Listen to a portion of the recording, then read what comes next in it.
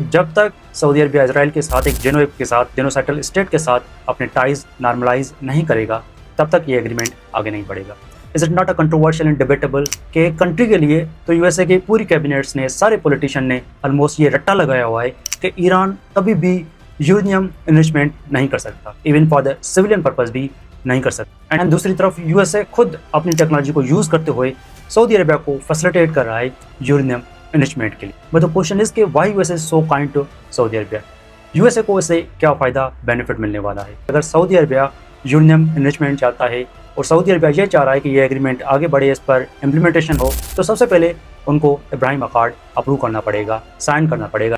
अब बट यहाँ पर एक पॉइंट तो बिल्कुल क्लियर है कि जब तक आप यूएसए की डायरेक्शन फॉलो करते हैं, उनकी पॉलिसीज़ पर अमल करते हैं, उनके बेनिफिट के लिए काम करते हैं, तो यूएसए खुद अपनी टेक्नोलॉजी के थ्रू आपकी असिस्ट करेगा यूरेनियम इन्वेस्टमेंट। तो यूएसए ने सऊदी अरबिया के साथ एक लैंडमार्क न्यूक्लियर डील साइन कर ली है, जिसको वो 123 एग्रीमेंट का नाम दे रहे हैं। And this has been reported by the Wall Street Journal, the Guardian, the Reuters, the Hills, the Time and almost सारे न्यूज़पेपर ने इस डील को, इस एग्रीमेंट को कवर किया है, रिपोर्ट किया है। ये agreement basically Chris Wright, who is the secretary of USA department of energy, and prince Abdul Aziz bin Salman ने साइन किया।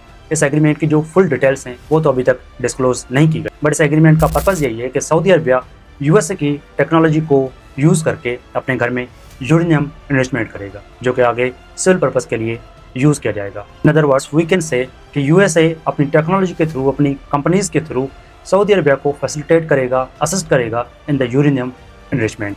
बट यहाँ पर point is it not a controversial and debatable कि कंट्री के लिए तो यूएसए की पूरी कैबिनेट्स ने, सारे पॉलिटिशियन ने ऑलमोस्ट ये रट्टा लगाया हुआ है कि ईरान कभी भी यूरेनियम इन्वेस्टमेंट नहीं कर सकता, even for the civilian purpose भी नहीं कर सकता। एंड पूरी दुनिया को ये रीज़न पता कि यूएसए पिछले 4 मंथ से कंटिन्यूसली ईरान के ऊपर बमबारी कर रहा है, जिसमें हमने देखा कि मिनाब स्कूल में 160 से ज़्यादा मासूम गर्ल्स को शहीद किया गया, ईरान के सुप्रीम लीडर को शहीद किया गया, सिविलाइजेशन को तबाह करने की थ्रेट दी गई। एंड अभी यूएसए वहाँ पर ब्रिजेस पर, इंफ्रास्ट्रक्चर पर अटैक कर, वो सारे अटैक क्यों कर रहा है, उसकी सोल रीज़न यही बता रहा है कि ईरान यूरेनियम इन्वेस्टमेंट नहीं कर सकता। एंड दूसरी तरफ यूएसए खुद अपनी टेक्नोलॉजी को यूज़ करते हुए सऊदी अरबिया को फैसिलिटेट कर रहा है यूरेनियम इन्वेस्टमेंट के लिए। बट द क्वेश्चन इज कि why USA so kind to Saudi Arabia.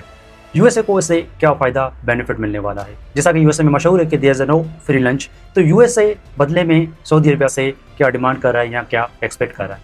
देखें, एक तो मॉनेटरी फ़ायदा होगा यूएसए को, जो यूएसए की जो कंपनीज़ हैं जो कि इस डील पर काम करेंगी, तो ऑब्वियसली उनको मॉनेटरी फ़ायदा होगा। और इसके अलावा ट्रंप ने एक ट्वीट कर लिया जिसको डिफरेंट न्यूज़पेपर ने भी रिपोर्ट किया। वो ट्वीट क्या था? वो ट्वीट यही था कि जब तक सऊदी अरबिया इसराइल के साथ एक जेनोसाइडल स्टेट के साथ अपने टाइज नॉर्मलाइज नहीं करेगा, तब तक ये एग्रीमेंट आगे नहीं बढ़ेगा। इन सिंपल वर्ड्स कि ट्रंप ने यही कहा है कि अगर सऊदी अरबिया यूरेनियम इन्वेस्टमेंट चाहता है और सऊदी अरबिया ये चाह रहा है कि ये एग्रीमेंट आगे बढ़े, इस पर इम्प्लीमेंटेशन हो, तो सबसे पहले उनको इब्राहिम अकॉर्ड अप्रूव करना पड़ेगा, साइन करना पड़ेगा। अब Saudi Arabia Ibrahim accord sign करता है, नहीं करता, आई डोंट नो, ये तो फ्यूचर में हमें पता चल जाएगा। बट यहाँ पर एक पॉइंट तो बिल्कुल क्लियर है कि जब तक आप यूएसए की डायरेक्शन फॉलो करते हैं, उनकी पॉलिसीज़ पर अमल करते हैं, उनके बेनिफिट के लिए काम करते हैं, तो यूएसए खुद अपनी टेक्नोलॉजी के थ्रू आपकी असिस्ट करेगा यूरेनियम इन्वेस्टमेंट।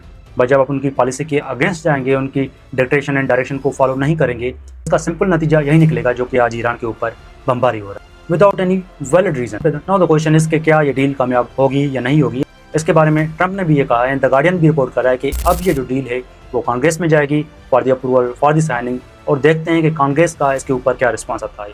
बट गार्डियन ये रिपोर्ट कर रहा है कि डेमोक्रेट्स इस डील के हवाले से कंसर्न शो कर रहे हैं, वो विलिंग नहीं है कि सऊदी अरबिया के साथ जो यूरेनियम इन्वेस्टमेंट एग्रीमेंट है वो किया जाए और सऊदी अरबिया को असिस्ट किया जाए कि वो यूरेनियम इन्वेस्टमेंट करे। इससे बेसिकली क्या होगा, इससे जो मिडल ईस्ट है वहाँ पर एक रेस लग जाएगी, बाकी जो अरब कंट्रीज़ हैं वो भी एक इंटेंशन शो करेंगे इस डील के लिए, एंड जिसकी वजह से डिफरेंट कंट्रीज़ के बीच रेस लग जाएगी। अपार्ट फ्रॉम दिस, ईरान को एक वैलिड रीज़न भी मिल सकता है कि जब सऊदी अरबिया यूरेनियम इन्वेस्टमेंट का राइट रखता है और यूएस उसको असिस्ट कर रहा है, तो फिर ईरान ये राइट क्यों नहीं एक्सरसाइज कर सकता? लेट मी नो कि आपकी क्या राय है, आपके क्या व्यूज़ हैं कि क्या इन फ्यूचर ये जो deal US and Saudi Arabia के बीच हुई है ये कामयाब होगी या नहीं?